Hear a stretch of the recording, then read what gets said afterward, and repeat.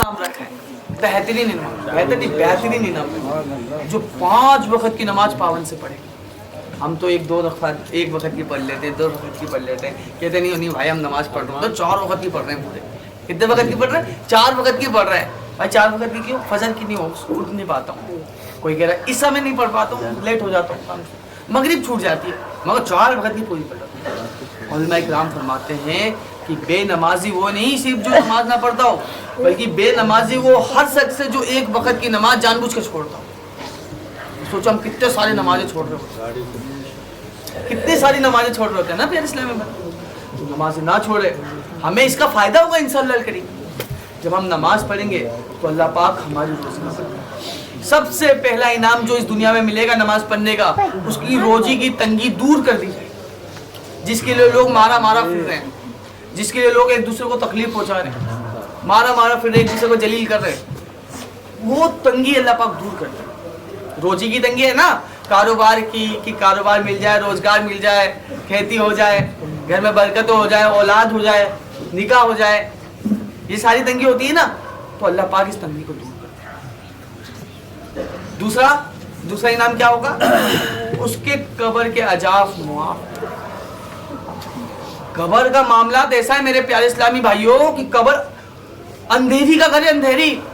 कब्र में जब रख दिया जाएगा ना तो कहीं से कहीं तक कोई खिड़की नहीं होगा, और बताया गया कि एक जा की पसली दूसरा में ऐसे घुस जाएगी, ऐसे कब्र आपस में चिपका लेगा। ना खतरनाक मामला होगा कब्र का। हम तो कब्र को नॉर्मल समझ रहे होते हैं, कब्र के हालात तो देखो कि कब्र के अंदर क्या हो रहा होता है। ऊपर से सारी कब्र सेम दिख रही होती, सारा कब्र सेम दिख रहा होता है, मगर अंदर सबके मामलात अलग अलग चल रहे होते हैं। किसी का कब्र जहन्नम की घड़ा में से एक घड़ा बना हुआ है, तो किसी का कब्र जन्नत की बागों में से एक। मेरे प्यारो, मौत का दर्दनाक मामला, इसकी हकीकत हमें दिल में नहीं आ रही कि हमें मरना है। ये हम नहीं सोच रहे कि हमें मरना है। मेरे प्यारो, जब हमें मौत आएगी ना तो इतना दर्दनाक, इतना दर्द होगा हमें जो हम सोच ही नहीं सकते। जब हमारी रूह को कब्ज किया जाएगा, अल्लाह अल्लाह, जब हमारा मैयत रखा होगा, हम सामने होंगे, बड़ी बेचैनी हो रही होगी। एक मक्खी अगर मैयत के ऊपर बैठ जाए तो गोया लगेगा कि पूरा पहाड़ मेरे ऊपर। ना दर्दनाक मामला होगा मेरे प्यारो। हम एक दूसरे को सता रहे होते हैं, एक दूसरे को गाली दे रहे होते हैं। गाली देने का मामला पता है क्या होगा? एक बार गाली देंगे तो एक बिच्छू पैदा होगा जो हमें कब्र में काटता रहेगा। तो इंशाअल्लाह करीम गाली नहीं देंगे किसी को, इंशाअल्लाह तकलीफ नहीं देंगे किसी को, इंशाअल्लाह, है ना, और सबकी मदद करेंगे। तुम मदद करो, तुम्हारी मदद की जाएगी। तुम सब्र करो, तुम्हारे पास मदद आएगी। तुम रहम करो, तुम पे रहम किया जाएगा। तुम माफ करो, तुम्हें माफ किया जाएगा, है ना प्यारे इस्लामी भाइयों। करेंगे इंशाअल्लाह।